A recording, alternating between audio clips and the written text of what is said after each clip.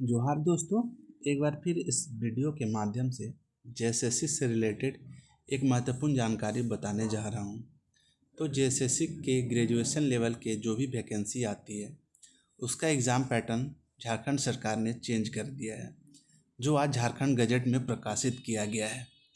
इससे पहले क्या होता था कि जेएसएससी के अंतर्गत जो भी ग्रेजुएशन लेवल के वैकेंसी आता था उसका सिर्फ एक ही एग्ज़ाम होता था।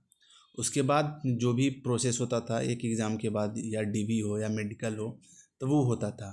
बट अभी फ़िलहाल में जो नियम बना है उसमें अगर ग्रेजुएशन लेवल का कोई भी वैकेंसी आता है जेएसएससी के अंतर्गत, तो उसमें एग्ज़ाम का दो स्तर कर दिया गया है। जो पैटर्न रहेगा एग्ज़ाम लेने का वो दो पैटर्न कर दिया है। पहला होगा पीटी और दूसरा होगा आपका मेंस। ठीक है, पहला होगा पीटी और दूसरा होगा मेंस। इसमें भी क्या कंडीशन है, अगर अगर कोई ग्रेजुएशन लेवल का वैकेंसी आता है और उस फॉर्म फिलअप करते हैं और उसमें अगर 50,000 से अगर कम फॉर्म गिरते हैं उस फॉर्म में, ठीक है, तो उसका डायरेक्ट मेंस एग्ज़ाम होगा।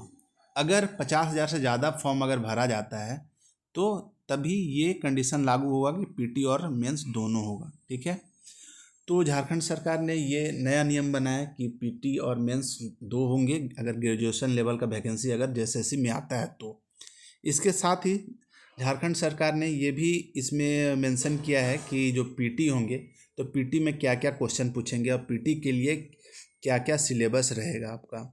ठीक है, जैसे कि यहाँ आप देख सकते हैं कि प्रारंभिक परीक्षा का पाठ्यक्रम में क्या क्या क्वेश्चन पूछे जाएंगे और किससे किससे क्वेश्चन पूछे जाएंगे और कितना कितना क्वेश्चन पूछा गया। लेकिन इसमें भी आप देख सकते हैं कि झारखंड राज्य से संबंधित सबसे ज़्यादा क्वेश्चन पूछा जाएगा 60। ठीक है, टोटल कितना क्वेश्चन रहेंगे 120, लेकिन सबसे ज़्यादा क्वेश्चन किससे पूछा जाएगा आपका झारखंड राज्य से।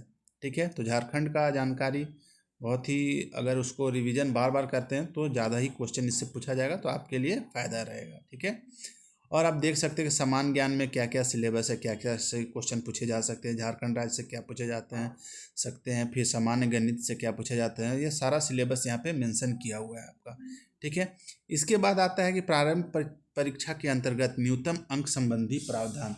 इसका कहने का मतलब यही है कि जो अगर कोई पीटी देते हैं, ठीक है, तो इतना मिनिमम मार्क्स आपको लाना ही लाना है।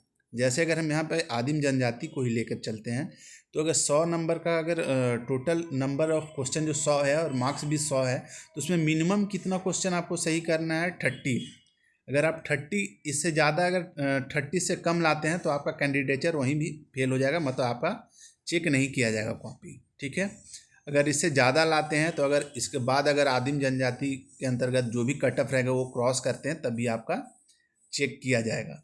ठीक है, तो यही इसका कहने का मतलब यही हुआ।